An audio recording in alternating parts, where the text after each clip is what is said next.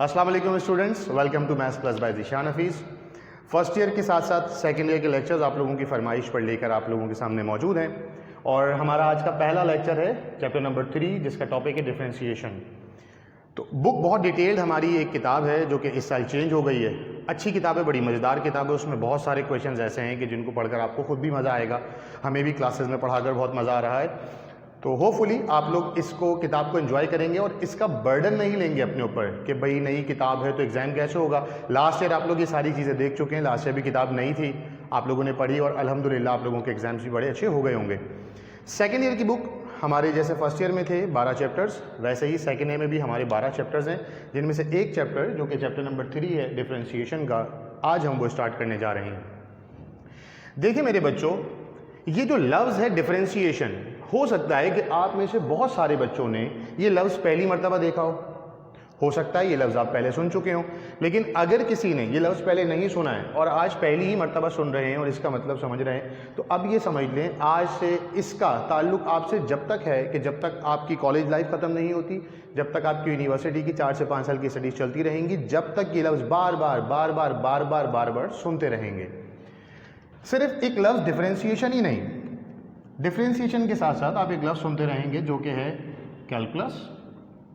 इसके साथ साथ एक और लफ्ज़ आप पढ़ेंगे जो कि है डेरिवेटिव्स। डिफरेंशिएशन डेरिवेटिव्स दोनों एक ही मतलब है, कैलकुलस इनकी मेन ब्रांच है। तो टॉपिक पे जाने से पहले कि हमारी एक्सरसाइजेस कितनी हैं, बुक में कितना मटेरियल है, क्वेश्चंस कैसे हैं, कौन से फॉर्मूलाज होंगे, पहले क्या पढ़ेंगे बाद में क्या पढ़ेंगे, इस तफसील को हम आराम से इन तमाम चीज़ों को बातचीत करेंगे। लेकिन अभी जो हमारा टॉपिक है डिफरेंशिएशन, उस पर जाने से पहले हम देख लेते हैं यहाँ पर एक चीज़ लिखी हुई है डिफरेंशियल कैलकुलस। तो पहले ये समझना ज़रूरी है what is differential calculus. Differential calculus is a branch of mathematics concern with the rate of change of function with respect to the variable on which it depends. For example, calculus या differentiation एक ऐसी branch है, या differential calculus एक ऐसी branch है maths की जो किसी भी एक फंक्शन को, मान लेते हैं कि हमारे पास एक फंक्शन है y और उसकी कोई एक वैल्यू गिवन है x की फॉर्म में, ठीक है। फॉर एग्जाम्पल हमारे पास एक फंक्शन है y is equals to x square plus 2x plus 3, जो कि आप सब ये जानते हैं कि एक क्वाड्रेटिक फंक्शन मौजूद है और ये रिप्रेजेंट करता है एक पैराबोला को। अगर मैं इसका ग्राफ बनाना चाहूँ तो कुछ इस तरीके का ग्राफ बनता है। सेकेंड ईयर के कोर्स में आप आगे चलकर कॉनिक के सेक्शन में पढ़ेंगे। कोई भी एक फंक्शन में दूसरे फंक्शन की वजह से जो चेंज आता है, उस चेंज का जब हम क्या पढ़ते हैं बेटा, रेट पढ़ते हैं, उसे हम कहते हैं डिफरेंशियल कैलकुलस। डिफरेंशियल कैलकुलस में एक टॉपिक है हमारे पास डिफरेंशिएशन, या हम उसको कह लें derivatives. What is differentiation, what is derivative, मेरा बच्चा ये समझना बहुत ज़रूरी है। अगर मान लेते हैं मेरे पास एक स्ट्रेट लाइन है कुछ इस तरीके से और मेरे पास एक अदद स्ट्रेट लाइन है कुछ इस तरीके से। फिजिक्स में भी आप लोग ये टॉपिक देख चुके हैं फर्स्ट ईयर में, एक ऐसी डायग्राम आपने बनाई होगी जिसको हम कहते हैं इंक्लाइंड प्लेन। क्या कहते हैं मेरा बच्चा, इसको हम कहते हैं इंक्लाइंड प्लेन। हम जब भी कभी एक्स एक्सिस और वाई एक्सिस के दरमियान लाइन की चेंज ऑफ पोजीशन को पढ़ते हैं with respect to the angle, उसको हम कहते हैं मैथ्स की लैंग्वेज में स्लोप ऑफ अ लाइन। क्या कहते हैं मेरा बच्चा, slope of a line. For example हमारे पास ये एक्स एक्सिस है, यहाँ पर एक एक्सिस होगा जिसका नाम है वाई एक्सिस। ये एक ऐसी लाइन जो तकरीबन इस वक्त 45 डिग्री का एंगल बनाती हुई हमें दिखाई दे रही है। अगर मैं कहूँ इस एंगल की मदद से इस लाइन का कितना स्लोप है, तो इसका स्लोप हम फाइंड कर सकते हैं। इसका स्लोप हमारे पास आ जाएगा टेंजेंट का 45। स्लोप फाइंड करने का बेसिक फॉर्मूला है m, स्लोप का सिंबल है, टेंजेंट 45 की वैल्यू आप सब जानते हैं ट्रिग्नोमेट्रिक रेशो है, क्या हो जाती है 1। जब हम किसी स्ट्रेट लाइन की बात करते हैं और हम उसके स्लोप को पढ़ते हैं तो एक सिंपल सा हमारे पास एक मेथड है जो कि हमने देखा, टेंजेंट का एंगल फाइंड करेंगे, हमारे पास स्लोप निकल आएगा। लेकिन अगर ये लाइन, यही वाली लाइन एक टेंजेंट लाइन हो, जैसे फॉर एग्जाम्पल यहाँ पर आप देखेंगे एक कर्व बना हुआ है, किसी भी कर्व पर से, चाहे वो इस तरीके का कर्व हो चाहे वो इस तरीके का कर्व हो, टेंजेंट लाइन कहीं पर भी बन रही हो, आप ये सब जानते हैं कि व्हाट इज टेंजेंट लाइन। एक ऐसी लाइन जो किसी भी कर्व को किसी एक पॉइंट से टकराती हुई चली जाती है, उस लाइन का क्या नाम होता है, टेंजेंट लाइन। किसी भी कर्व के साथ जब कोई लाइन किसी एक पॉइंट पर टकराती है, इस लाइन का क्या नाम होता है, टेंजेंट लाइन। इस लाइन का जब हम स्लोप फाइंड कर लेते हैं उस स्लोप को कहते हैं बेटा डेरिवेटिव्स। क्या कहते हैं उसको हम? डेरिवेटिव्स। इसका मतलब ये हुआ कि जब ये लाइन किसी भी कर्व से, चाहे ऐसा कर्व हो या कोई भी कर्व हो, जब कोई लाइन टकराती है, उस लाइन का जब हम टेंजेंट लाइन का स्लोप फाइंड करते हैं तो क्या बन जाता है? डेरिवेटिव्स। ये जो पॉइंट है, इस पॉइंट को हम कहते हैं आर्बिट्ररी पॉइंट। आगे चलकर इसको बड़ी तफसील से डिस्कस करेंगे। आज के हमारे लेक्चर का हिस्सा आर्बिट्ररी पॉइंट नहीं है कि ये आर्बिट्ररी पॉइंट क्या होता है, इसको हम कैसे फाइंड करते हैं, ये इंशाल्लाह हम आगे चल के अपने टॉपिक में देखेंगे। एक मर्तबा ध्यान से बोर्ड पर बनी हुई डायग्राम को भी देख लें। मैंने आपको ये बताया कि हमारे पास जो डेरिवेटिव्स है बेसिकली वो क्या है? एक लाइन का स्लोप है, और वो लाइन पर्टिकुलर कौन सी लाइन है? वो एक टेंजेंट लाइन है। फॉर एग्जाम्पल हमारे पास एक सर्कल होता, एक टूटा फूटा सा सर्कल बना रहा हूँ मैं मिसाल के तौर पर। एक सर्कल है और यहाँ से एक लाइन गुजरती हुई जाती है जिसको हम टेंजेंट लाइन कहते हैं। जब हम इस लाइन का भी स्लोप फाइंड करेंगे तो वो क्या कहलाएगा बेटा? डेरिवेटिव्स, या हम उसे क्या कहेंगे? डिफरेंशिएशन। तो हमारा जो चैप्टर है जिसका नाम है डिफरेंशिएशन, या उसे हम कह लें डेरिवेटिव्स, बेसिकली रिप्रेजेंट करता है मुख्तलिफ पॉलिनोमियल्स, मुख्तलिफ ट्रिग्नोमेट्रिक फंक्शन, मुख्तलिफ और फंक्शंस के स्लोप्स को। किसी भी फंक्शन के कर्व के साथ जब कोई टेंजेंट लाइन बनती है उसका स्लोप फाइंड करने का क्या नाम होता है बेटा? वो होता है हमारे पास डेरिवेटिव्स। अब इसकी कुछ बेसिक्स देखनी पड़ेंगी। जैसा कि मैंने बराबर में यहाँ पे लिखा हुआ है कि फॉर सपोज कर लेते हैं एक फंक्शन है y और हमारे पास एक फंक्शन है x। सपोज कर लेते हैं कि हमारे पास y की फॉर्म में कोई x का फंक्शन दिया जाए, यानी एक तरफ वेरिएबल हमारे पास y हो, एक तरफ वेरिएबल हमारे पास क्या हो? x हो। यानी y एक डिपेंडेंट वेरिएबल है जो x की वैल्यू पर डिपेंड करता है। ठीक है। अगर हमें इसका चेंज फाइंड करना है तो इसका बड़ा एक कॉमन सा एक सिंबल होता है। यहाँ पर क्योंकि x है तो हम नीचे लिखते हैं बेटा dx, यहाँ पर क्योंकि y है तो हम इसको लिखते हैं dy। ये होता है सिंबल ऑफ डेरिवेटिव्स। क्या होता है मेरा बच्चा? Symbol of derivatives. सुनने में शायद बड़ा मुश्किल और अजीब सा लग रहा होगा कि शायद कोई बहुत मुश्किल टॉपिक है, बहुत कोई ख़तरनाक किस्म का एक हम सवाल देखेंगे या कोई बहुत मुश्किल चैप्टर हमारे सामने आ गया। ऐसा कुछ भी नहीं, बहुत आसान काम है। अगर आप फोकस के साथ पढ़ेंगे, डिटर्मिनेशन के साथ पढ़ेंगे, पूरी तवज्जो के साथ पढ़ेंगे तो मुझे नहीं लगता ये तो क्या पूरे की पूरी बुक में जो 12 के 12 चैप्टर्स हैं वहाँ पर आपको किसी किस्म की कोई परेशानी होनी चाहिए। यहाँ तक बात क्लियर है। अब हम आगे बढ़ते हैं। जब भी कभी हमारे पास कोई फंक्शन मौजूद होगा, चाहे वो लीनियर फंक्शन हो, किसी स्ट्रेट लाइन का फंक्शन हो, चाहे वो कोई क्वाड्रेटिक फंक्शन हो, चाहे वो कोई क्यूबिकल फंक्शन हो, चाहे वो अंडर रूट का फंक्शन हो, चाहे वो लॉग का कोई फंक्शन हो, चाहे वो किसी भी तरीके का हमारे पास अगर एक फंक्शन है और हम उसको डिस्कस करते हैं, उसका स्लोप फाइंड करना चाहते हैं एक नए कॉन्सेप्ट के तहत, तो ज़रा देखें किस तरीके का काम होता है। सवालों पर जाने से पहले जहाँ पर हमें लिखा हुआ मिलेगा जगह जगह पर find dy by dx, find क्या करना पड़ेगा हमें? dy upon dx।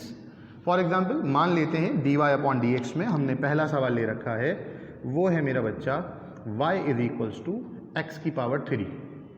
यहाँ पर जाने से पहले अगर मैं गौर से देखूँ तो यहाँ पर मैंने एक हेडिंग लिखी हुई है बेसिक की, उसको ज़रा सा समझते हैं ताकि काम करने में हमें बहुत ज़्यादा आसानी हो जाए। जब भी कभी किसी लीनियर फंक्शन की सिंगल वेरिएबल लीनियर फंक्शन का हमें स्लोप फाइंड करना होगा तो ये फिक्स स्लोप है और ये क्या होता है हमारे पास 1।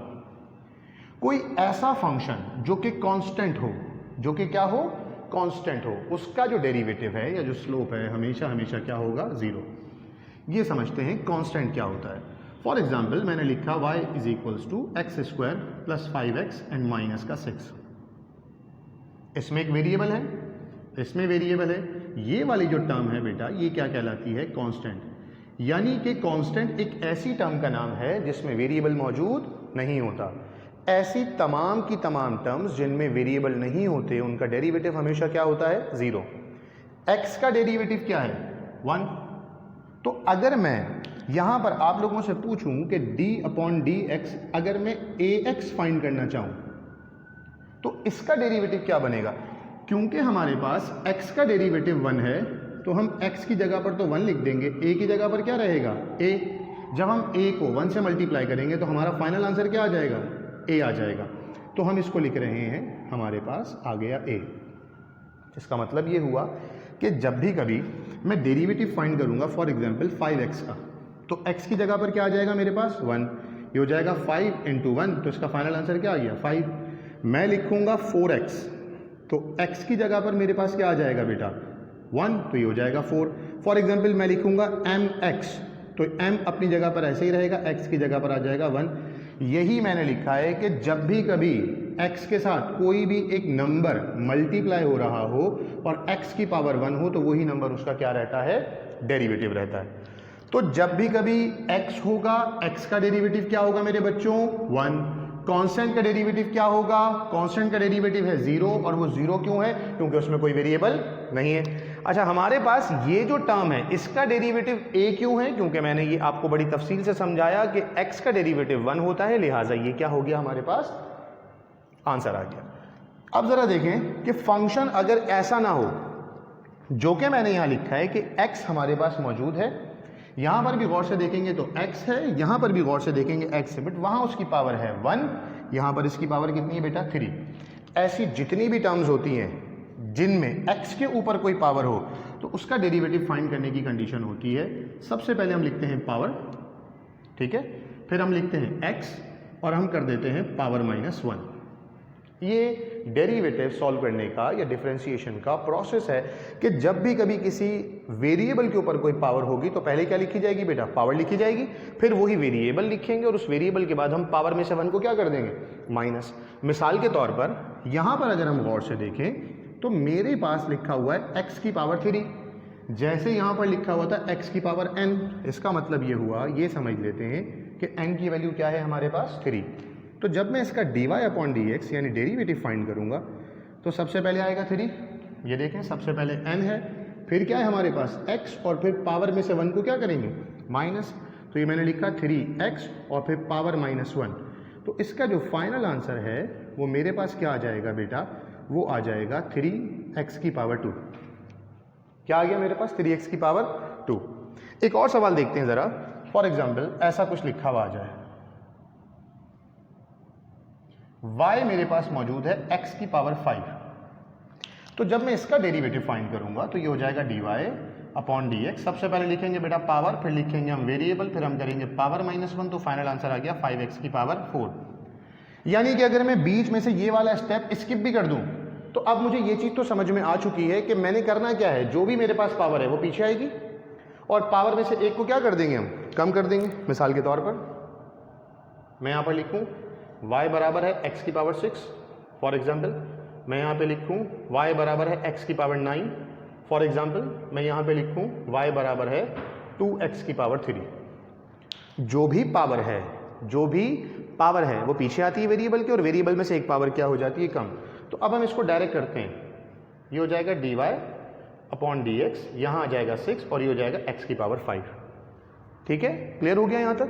अच्छा जी, उसके बाद यहाँ पर जब हम dy/dx फाइंड करेंगे तो हमारे पास यहाँ से आ जाएगा 9 और ये हो जाएगा x की पावर 8। सही है बेटा, बात समझ में आ रही है सबको। इसका मतलब ये हुआ कि जो भी पावर है वो पीछे आती है और इसमें से वेरिएबल में से एक पावर कम हो जाती है। अब अगर हम यहाँ पर गौर से देखें तो एक नंबर पहले से मौजूद है जो कि इसका कोफिशिएंट है वो है 2। एक्स क्यूब के साथ क्या करेंगे बेटा, हमने अभी अभी देखा है एक्स क्यूब का आंसर कितना आता है 3x², तो 2 ऐसा ही रहेगा, ये हो जाएगा 3x², तो हमारा फाइनल आंसर आ जाएगा 6x का स्क्वायर। इसका मतलब ये हुआ कि जिस तरीके से हमने यहाँ पर ये बीच वाला स्टेप हटा दिया था, यहाँ पर भी हम ये वाले स्टेप को करने की कोई ज़रूरत नहीं है। जब भी कभी कोई पावर है और पीछे हमारे पास कोई नंबर लिखा हुआ है, उन दोनों को मल्टीप्लाई करवा के पहले लिखेंगे जैसे यहाँ पर आया है, और वेरिएबल की एक पावर क्या हो जाएगी कम। ज़रा देखें, अगर मेरे पास ऐसा हो y बराबर है 4x की पावर 5, जो कि आपकी बुक की एग्जाम्पल है, तो देखें उसको हम कैसे करेंगे। ये हो जाएगा हमारे पास dy/dx is equals to 5 4s are 20 और ये हो जाएगी x की पावर 4। यहाँ तक की बात होपफुली सबको समझ में आ गई होगी। एक मरतबा अच्छे से पूरा बोर्ड देख लें, चाहे तो इसकी स्क्रीनशॉट ले लें। देखें बेटा, तो अब क्योंकि हमने इन तमाम फंक्शंस को अलग अलग करके सॉल्व कर लिया, शुरू से लेकर अभी तक हमने क्या क्या सीखा उसको एक मरतबा रिव्यू करते हैं। हमने देखा कि डिफरेंशियल कैलकुलस एक ऐसी ब्रांच है मैथमेटिक्स की जो कि दो फंक्शंस के दरमियान रेट ऑफ चेंज को डिस्कस करती है, ठीक है। हमने फिर ये भी देखा कि डेरिवेटिव्स या डिफरेंशिएशन हम क्या कहते हैं कि अगर किसी कर्व के साथ कोई एक टेंजेंट लाइन बनती है और हम उस टेंजेंट का स्लोप फाइंड कर लें तो हमारे पास क्या बन जाता है बेटा, डेरिवेटिव्स। फिर हमने फंक्शन देखा कि अगर y की फॉर्म में कोई fx की वैल्यू यानी कोई y की फॉर्म में x का वेरिएबल देकर एक फंक्शन हमारे पास मौजूद हो तो dy/dx उसका सिंबल होता है। और जब भी कभी कोई सिंगल वेरिएबल उसकी कोई पावर होगी, सिंगल वेरिएबल उसकी कोई पावर होगी तो हमारे पास ये वाले रूल्स अप्लाई हो जाते हैं, जिनमें हमने देखा कि जब एक वेरिएबल हो जिसकी पावर 1 हो, x की डेरिवेटिव हमारे पास क्या हो गया 1। ऐसी वैल्यू जिसमें वेरिएबल नहीं होता उसे हम कहते हैं कांस्टेंट। कांस्टेंट का डेरिवेटिव क्या है मेरा बच्चा, 0। अगर कहीं पर ऐसा हो कि जब वेरिएबल पर कोई पावर हो तो सबसे पहले क्या लिखी जाती है, पावर। यानी कि मैं अगर इसको इन सेंटेंस लिखना चाहूँ तो मैं इसको ऐसा लिखूंगा, पहले आएगी पावर, फिर आएगा x और फिर हम क्या कर देंगे बेटा उसको पावर -1।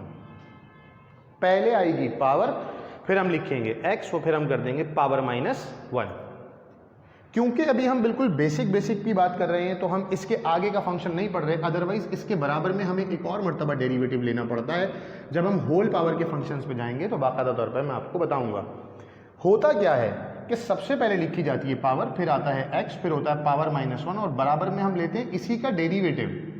अब मेरे पास क्योंकि वेरिएबल x है और x का डेरिवेटिव 1 है, मैं इन सब के बराबर में अगर 1 लिख भी लूँ तो मेरे आंसर की सेहत पे किसी किस्म का कोई फ़र्क नहीं पड़ता। तो लिहाजा अभी हमने इस तरीके की कोई बात नहीं की है। अब ज़रा देखें बुक की कुछ एग्जाम्पल्स देखते हैं कि अगर इन्हीं टर्म्स को मिलाकर कुछ मुख्तलिफ टर्म्स आप लोगों को दे दी जाएँ तो काम कैसे करते हैं। हम आ गए हमारे बेसिक्स के फॉर्मूला नंबर 1, 2, 3। चौथे फॉर्मूले में देखते हैं पहले क्या कह रहे हैं। फॉर एग्जाम्पल मैंने अभी यहाँ पे लिखा हुआ है x की पावर क्यूब। अगर मैं इसी सवाल को बदल कर ऐसा लिख दूँ y = 1/x की पावर क्यूब, 1/x की पावर क्यूब। अब क्योंकि 1 ऊपर है वेरिएबल और पावर नीचे है तो सबसे पहले इस फंक्शन को ऐसा बनाने के लिए करेंगे क्या, हम लिखेंगे y, ये जो x³ है इसे ले जाएंगे ऊपर, ये जाकर पावर हो जाएगी -3, जो कि इसका ट्रेडिशनल मेथड है। 3-4 स्टेप का काम करना पड़ेगा। जब हम इसका dy/dx लेंगे तो अकॉर्डिंग टू द प्रोसीजर सबसे पहले लिखेंगे बेटा पावर लिखने के बाद हम करेंगे पावर -1, ठीक है। फिर हम लिखेंगे dy/dx, फिर से वही लंबी चौड़ी कहानी, हम लिखेंगे -3, फिर हम लिखेंगे x और इसकी पावर क्या हो जाएगी हमारे पास, ठीक है, ये हमारे पास क्या हो जाएगा मेरा बच्चा, ये हो जाएगा -4। बात समझ में आ रही है। अच्छा, ये जो -4 है, ये जो माइनस का जो 4 है, इसके लिए हम क्या करेंगे, इसको हम लिखेंगे dy/dx, -3 ऐसे ही रह जाएगा और ये x की पावर जो -4 है ये नीचे आकर क्या हो जाएगी +4। तो अगर कभी कोई नेगेटिव पावर हमारे पास आ जाती है तो हम इस तरीके से उसको क्या कर लेते हैं बेटा, सॉल्व कर लेते हैं। तो ये तो हमने देखा है इसका एक अदद ट्रेडिशनल मेथड कि हमने पहले x को जो कि नीचे था बॉन्ड फ्रैक्शन में मौजूद था उसे ऊपर लेकर गए, इसकी पावर को नेगेटिव किया, पावर नेगेटिव करने के बाद पावर लगाई, फिर पावर -1 किया, फिर पावर -1 करने के बाद दोबारा से नीचे लेकर आया, उसको क्या बना दिया बेटा हमने, पॉजिटिव बना दिया।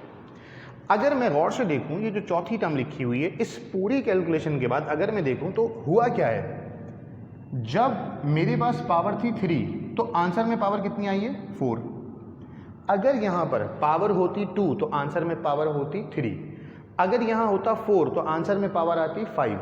अगर यहां होता 6 तो आंसर में पावर क्या आती 7। इसका मतलब ये हुआ अगर मैं इसका एक फॉर्मूला बना लूं जो कि आपकी बुक में नहीं लिखा हुआ तो हम इसका फॉर्मूला कुछ इस तरीके से बना सकते हैं कि जब भी 1/x की कोई पावर होगी तो आप देख रहे हैं इन तमाम के तमाम सवालों की तरह जिनमें एक पावर कम हो रही थी, यहां पर पावर कम नहीं हुई, पावर क्या हुई है, बढ़ गई है। जब भी फ्रैक्शन में वेरिएबल और उसके ऊपर पावर होगी तो पावर कम होने के बजाय क्या हो जाएगी, बढ़ जाएगी।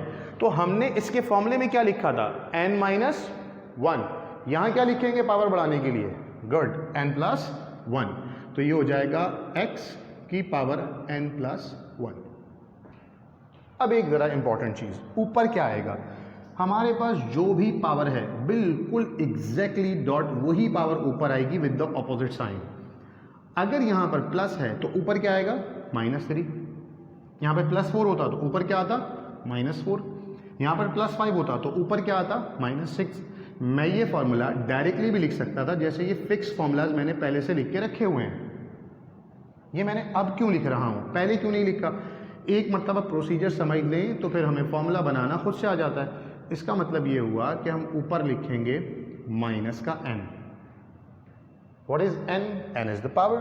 इसका मतलब ये हुआ कि अब अगर मैं इन 1 2 3 4 स्टेप के बजाय सिंगल स्टेप में काम करना चाहूँ तो मैं सिंगल स्टेप में किस तरीके से काम कर लूँगा। मान लेते हैं मेरे पास एक फंक्शन आया 1/x⁵, फिर एक मेरे पास फंक्शन आया है 1/x⁶, फिर मेरे पास एक फंक्शन आया 2/x⁴, फॉर एग्जाम्पल 4 मान लेते हैं, ऐसा नंबर आ गया। तो मैंने क्या रूल बताया बेटा इसके लिए? करेंगे क्या, जब हम इसका dy/dx फाइंड करेंगे तो इसके dy/dx में नीचे प्लस का 5 है तो ऊपर क्या आएगा -5, और नीचे क्या हो जाएगा x⁶। नीचे 6 है तो ऊपर क्या आएगा बेटा -6, और नीचे क्या हो जाएगी वेरिएबल की पावर 7। अब क्योंकि यहाँ ऊपर एक नंबर है तो सबसे पहले तो ये नंबर एज इट इज लिख लेंगे हम यहाँ पर। जब हम dy/dx फाइंड करेंगे तो सबसे पहले तो आएगा नंबर, और फिर 1/x⁴ के ऊपर वही रूल आएगा, यहाँ पर आएगा -4, x की पावर हो जाएगी कितनी 5, तो हमारे पास इसका dy/dx बन जाएगा माइनस का 8/x⁵। ये वो तमाम छोटी छोटी चीज़ें हैं जो हमें मुख्तलिफ एक्सरसाइजेस के मुख्तलिफ क्वेश्चंस के अंदर इस बीच के जो स्टेप्स होते हैं वहाँ पर जाकर हमें ये काम करना पड़ेगा। मैं हट रहा हूँ बोर्ड से, हैव अ लुक, पूरे के पूरे लेक्चर को एक मरतबा ध्यान से देख लें। अभी लेक्चर कंटिन्यू है, इसकी एक तस्वीर ले लें तो फिर हम इसको मिटाकर आगे बढ़ जाएंगे। अब हम देख रहे हैं आप लोगों की बुक के जो चैप्टर है, चैप्टर नंबर 3, उसकी हम देख रहे हैं एक्सरसाइज 3.3। अब आप ये सोच रहे होंगे कि सर हम एक्सरसाइज 3.3 क्यों कर रहे हैं, 3.1 और 2 कहाँ चली गई? तो वो जब ये चैप्टर मुकम्मल हो जाएगा 3.3, 3.4, 3.5, 3.6 के बाद हम उनको देखेंगे, क्योंकि वो जो शुरू की 2 एक्सरसाइजेज हैं वो इन टॉपिक से बिल्कुल मुख्तलिफ हैं, हट कर हैं। अब ज़रा देखें, यहाँ पर आने से पहले इसको बाद में देखेंगे, हम पहले ज़रा देखते हैं कि आपकी जो एक्सरसाइज 3.3 है उसके क्वेश्चन नंबर 1 में हमारे पास लिखा हुआ है फाइंड dy/dx, उसमें लिखा हुआ है पूरा sentence differentiate with respect to x वगैरह वगैरह। उसके कुछ कुछ पार्ट्स देखते हैं। जैसे उसका पहला पार्ट है हमारे पास 5x⁵, y बराबर है 5x⁵। फॉर एग्जांपल हमारे पास उसका दूसरा पार्ट है, बुक में y नहीं लिखा हुआ क्योंकि मैंने सारे के सारे फॉर्मूलों को अभी y की फॉर्म में लिखवाया था, तो यहाँ पर मैंने y लिख दिया। वो लिखा हुआ है 7/9 × x⁹। फॉर एग्जाम्पल हमारे पास जो है वो तीसरा वाला पार्ट है, वो लिखा हुआ है y = -25 x⁻³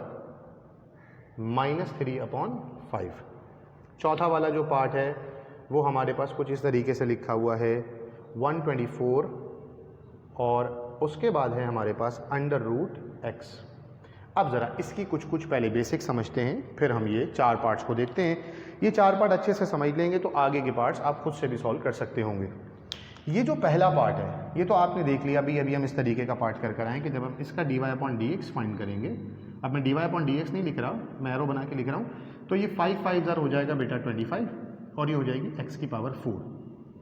बिल्कुल इसी तरीके से अगर मैं इसको गौर से देखूँ तो ये 7/9 ऐसे ही रहेगा, ये हो जाएगा 9x⁸। तो 9 से 9 क्या हो रहा है मेरे पास कैंसिल, तो इसमें जो dy/dx है उसकी वैल्यू क्या आ गई है बेटा, वो आ गया 7x⁸।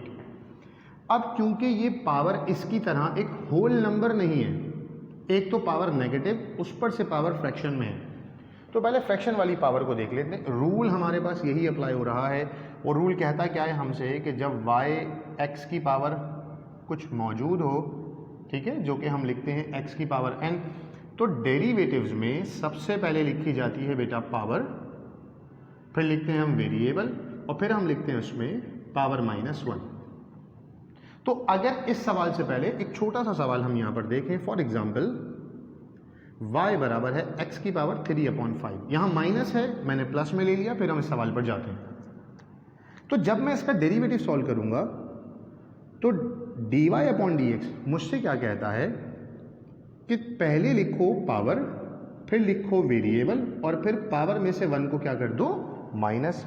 हम यही तो करते आए हैं पिछले आधे घंटे से, हम ऐसा ही काम सीख रहे हैं। इसको हम मज़ीद आगे लेकर चले तो ये जो dy/dx है ये बन जाएगा 3/5, और x की पावर एलसीएम ले लेंगे तो ये बन जाएगा 3 - 5/5। ठीक है, तो यहाँ से कितना आ जाएगा मेरे पास, -2/5। तो अभी आपको बार बार एलसीएम लेने की ज़रूरत नहीं है। इसकी एक छोटी सी ट्रिक है, वो ज़रा जहन में रखिएगा। ऊपर वाली पावर में, यानी पावर में जो ऊपर नंबर है उससे नीचे वाले नंबर को क्या कर देंगे, हमेशा हमेशा माइनस। हमेशा हमेशा ऊपर वाले नंबर में से नीचे वाले नंबर को क्या करेंगे, माइनस। तो 3 - 5 कितना होगा, ये होगा -2, और अपॉन में जो नंबर है वो एज इट इज़। ठीक है, फॉर एग्जाम्पल आपके पास 3/5 नहीं, आपके पास लिखा हुआ होता 5/3। तो जब इसकी पावर डिजोल्व करते तो 5 - 3 कितना होता, 2, तो इसका आता 2/3। कहीं पे लिखा हुआ है x की पावर 7/2, तो इसका जब हम dy/dx निकालेंगे तो सबसे पहले तो आएगा 7/2, और जब इसकी पावर को सॉल्व कर रहे होंगे तो हम करेंगे क्या, 7 में से 2 को माइनस करेंगे, ये आएगा 5, अपॉन में लिख देंगे 2। फॉर एग्जाम्पल हमारे पास कोई वेरिएबल आ गया भाई x की पावर 3/5, 3/5 तो हम देख चुके, 4/5। 4 में से 5 को माइनस करेंगे तो आएगा -1, तो इसका आंसर आ जाएगा हमारे पास 4/5 x की पावर -1/5। इसका मतलब ये हुआ कि जब भी कभी हमारे पास कोई पावर फ्रैक्शन फॉर्म में होगी, हम करेंगे क्या, ऊपर वाले नंबर से नीचे वाले नंबर को माइनस करेंगे, जो भी रिजल्ट बचेगा उसे ऊपर लिखेंगे और नीचे यही वाला number as it is repeat कर देंगे। इसका मतलब ये हुआ, अगर मैं देखूं ध्यान से, तो ये वाला जो सवाल हम देख रहे थे ये हमारे पास क्या बन जाएगा बेटा, ज़रा तवज्जो से देखिएगा, क्योंकि अब इसकी पावर नेगेटिव आ गई है। नेगेटिव पावर को पॉजिटिव करने के लिए हम क्या करेंगे, इसको नीचे ले जाएंगे, तो इसका फाइनल आंसर आ जाएगा dy/dx। ठीक है, उसके बाद हम करेंगे क्या, लिखेंगे हम 3/5, x की पावर नीचे आएगी तो हो जाएगी पॉजिटिव। फिर से मैं यही कहूँगा, इतने सारे अगर हम यहाँ पर स्टेप्स करने लग गए, वो भी बेसिक में, तो हो गया फिर तो हमारा काम बेटा, हो गया हमारा 3 घंटे में पेपर पूरा और हो गया हमारा काम। तो इसको ज़रा सा होल्ड पे रखकर